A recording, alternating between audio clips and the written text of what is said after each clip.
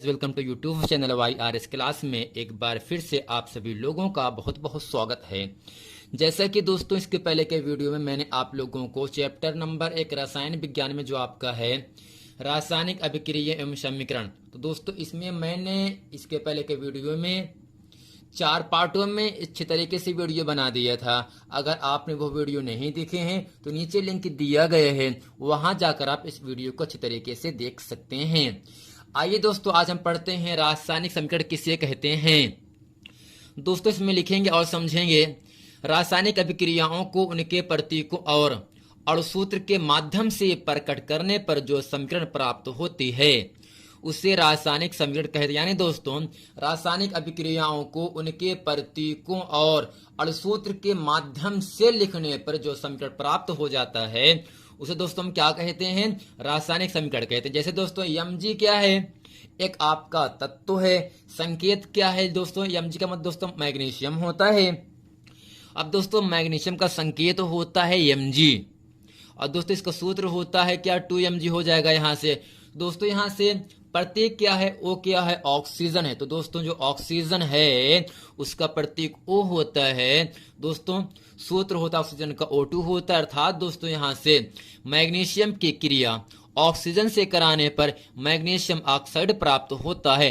तो दोस्तों कहने का मतलब इतना है, तीर के दाएं तरफ जो मान बनता है अर्थात यहाँ से MgO और H2O बन रहा है ना, तो इन दोनों को दोस्तों हम क्या कहते हैं, उत्पाद कहते हैं। और दोस्तों MgO2 और H2O2 तीर के बाएं तरफ जो मान लिखा जाता है उसे दोस्तों हम अभिकारक कहते हैं। तो दोस्तों कहने का मतलब इतना है, रासायनिक समीकरण में अभिकारक बाईं ओर लिखे जाते हैं। एक से अधिक अभिकारक होने पर दोस्तों इसमें Mg और O2 केवल 2 अभिकारक हैं। एक से अधिक अभिकारक होने पर उनके बीच में प्लस का निशान लगाया जाता है। उत्पादों को समीकरण के दाईं ओर लिखा जाता है। यानी दोस्तों जो आपका उत्पाद बनता है वो तीर के दाएं तरफ बनता है तथा उनके बीच में प्लस का निशान लगाया जाता है। अभिकारकों तथा उत्पादों के मध्य अभिकारक दोस्तों ये सब क्या है, अभिकारक हैं। ये दोनों क्या है, आपके उत्पाद हैं। इन दोनों के बीच में मध्य में तीर का निशान लगाया जाता है जिसकी दिशा उत्पादों की ओर, अर्थात दोस्तों जो आपके तीर का निशान होता है उसका जो मुख होता है जिस तरफ उत्पाद बनता है उसी तरफ खुला रहता है। जिसकी दिशा उत्पादों की ओर होती है यह तीर अभिकारकों की दिशा का बोध कराता है। तो दोस्तों कहने का मतलब इतना है, मैग्नीशियम का प्रतीक Mg होता है, ऑक्सीजन का प्रतीक O होता है। इन दोनों को क्रिया कराने से मैग्नीशियम ऑक्साइड प्राप्त होता है। अर्थात दोस्तों रासायनिक अभिक्रियाओं को उनके प्रतीकों और अणुसूत्र के माध्यम से प्रकट करने पर जो समीकरण प्राप्त होता है दोस्तों इसे हम क्या कहते हैं, रासायनिक समीकरण कहते हैं। अब दोस्तों अगले हेडिंग आपके सामने यहां से आता है, द्विविस्थापन अभिक्रिया या आयनन विनिमय अभिक्रिया। दोस्तों इसमें लिखेंगे और समझेंगे वह रासायनिक अभिक्रिया जिसमें अभिकारकों के आयनों का एक दूसरे से अदला बदली हो जाती है द्विविस्थापन अभिक्रिया कहलाती है। अर्थात दोस्तों कहने का मतलब है जिस अभिक्रिया में उसके आयनों का एक दूसरे से अदला बदली की जाती है, रिएक्शन होता है, उसे दोस्तों हम क्या कहते हैं, द्विविस्थापन अभिक्रिया कहते हैं। जैसे दोस्तों सोडियम सल्फेट की क्रिया बेरियम क्लोराइड से कराने पर यह सोडियम क्लोराइड और बेरियम सल्फेट प्राप्त होता है। और दोस्तों सिल्वर नाइट्रेट की क्रिया पोटेशियम क्लोराइड से कराने पर यह सिल्वर क्लोराइड और पोटेशियम नाइट्रेट प्राप्त होता है। तो दोस्तों कहने का मतलब इतना है, जो Na2 है अर्थात जो आपका सोडियम है इसकी वैलेंसी इसकी संयोजकता कितना है, +1 है, जबकि SO4 की जो संयोजकता वो आपका -2 है। दोस्तों प्लस माइनस जुड़कर क्या बन गया, NaCl बन गया, जिसे कहते हैं नमक का सूत्र अर्थात सोडियम क्लोराइड कहते हैं। और दोस्तों यहाँ से Ba+2 और SO4-2 दोनों जुड़ करके बेरियम सल्फेट बन गए। ठीक इसी प्रकार जो आपका सिल्वर है ये प्लस की संयोजकता होता है, जबकि जो क्लोरीन है इसकी वैलेंसी -1 होता है। प्लस माइनस जुड़ करके सिल्वर क्लोराइड बना दिया। और दोस्तों यहाँ से पोटेशियम की वैलेंसी यहाँ पर 1 है और जो नाइट्रेट है आपका वो आपका उसका -1 है।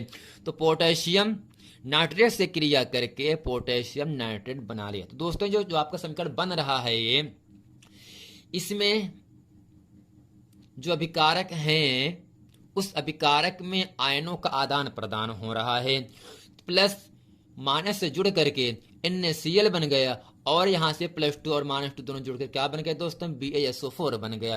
तो दोस्तों उम्मीद करते हैं द्विविस्थापन अभिक्रिया किसे कहते हैं इसे अच्छे तरीके से आप लोग समझ गए होंगे। अब दोस्तों हम समझ लेते हैं यहाँ से किसे कहते हैं, ऑक्सीकरण, अर्थात दोस्तों इसे हम कहते हैं उपचयन भी कहते हैं। दोस्तों इसे इंग्लिश में हम कहते हैं ऑक्सीडेशन कहते हैं। क्या कहते हैं, ऑक्सीडेशन कहते हैं। दो इसमें लिखेंगे दोस्तों हम, वह प्रक्रिया जिसमें किसी पदार्थ में ऑक्सीजन का योग होता है, यानी दोस्तों वह समीकरण या वह अभिक्रिया जिसमें ऑक्सीजन का योग होता है, जिसमें ऑक्सीजन जुड़ता है अथवा हाइड्रोजन निकलता है, उसे ऑक्सीकरण कहते हैं। जैसे दोस्तों कार्बन की क्रिया मैंने किससे करा दी है, ऑक्सीजन से करा दिया, तो दोस्तों क्या बन गए, CO2 बन, जिसे कहते हैं कार्बन डाइऑक्साइड। तो दोस्तों यहाँ से जो कार्बन है, जो ऑक्सीजन है, वो कार्बन के साथ जुड़ रहा है ना, योग में आ रहा है ना, तो यही दोस्तों क्या होता है, आपका ऑक्सीकरण होता है। यानी दोस्तों वह समीकरण जिसमें ऑक्सीजन का योग होता है, ऑक्सीजन जुड़ता है और हाइड्रोजन निकलता है,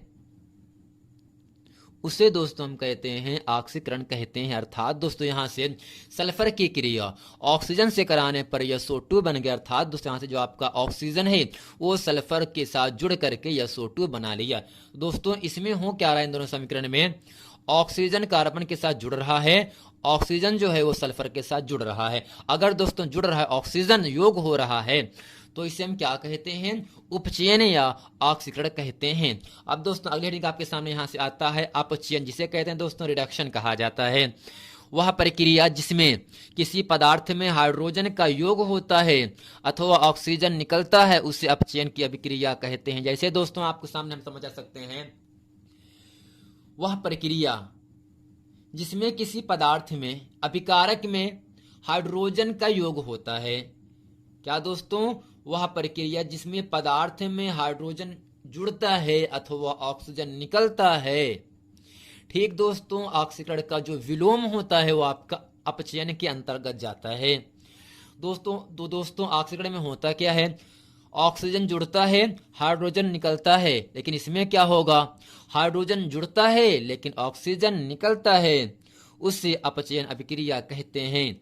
अपचयन में किसी एक पदार्थ की संयोजकता घटती है, लेकिन दोस्तों ऑक्सीकरण में इसकी संयोजकता क्या होती है, बढ़ती है, लेकिन अपचयन में इसकी संयोजकता घट जाती है। अब दोस्तों अगले हेडिंग आपके सामने यहां से आता है अपचायक। जिस पदार्थ का ऑक्सीकरण होता है, अर्थात दोस्तों जिस पदार्थ में ऑक्सीजन जुड़ जाता है उसे अपचायक कहते हैं। दोस्तों अगला है अपचयन। जिस पदार्थ का अपचयन होता है उसे ऑक्सीकारक कहते हैं। अर्थात दोस्तों जिस पदार्थ में ऑक्सीजन जुड़ता है, हाइड्रोजन निकलता है, उसे अपचायक कहते हैं। जिस पदार्थ में हाइड्रोजन जुड़ता है और ऑक्सीजन निकल जाता है उसे दोस्तों हम क्या कहते हैं, ऑक्सीकारक कहते हैं या अपचयन कहते हैं। तो दोस्तों अगले हेडिंग आपके सामने यहां से आता है संक्षारण। क्या दोस्तों, संक्षारण आ जाता है।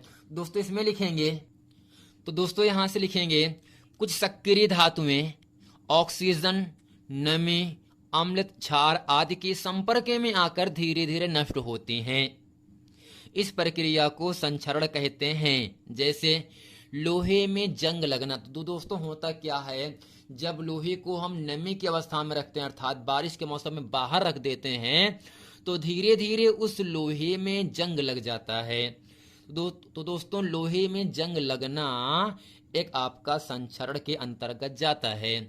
लोहा जब वायुमंडल की ऑक्सीजन नमी के संपर्क में आती है तो इस पर भूरे रंग की ऑक्साइड की परत चढ़ जाती है, जिसे जंग कहते हैं। अर्थात दोस्तों यहाँ से जब आयरन की क्रिया, जब लोहे की क्रिया ऑक्सीजन से कराया जाता है नमी की उपस्थिति में, जल की उपस्थिति में, तब दोस्तों यहाँ से क्या बनता है, Fe3O4 × XH2O बनता है। अर्थात दोस्तों जिसे हम क्या कहते हैं, जंग लगना कहते हैं। तो दोस्तों जंग लगने को हम क्या कहते हैं, रस्ट कहते हैं।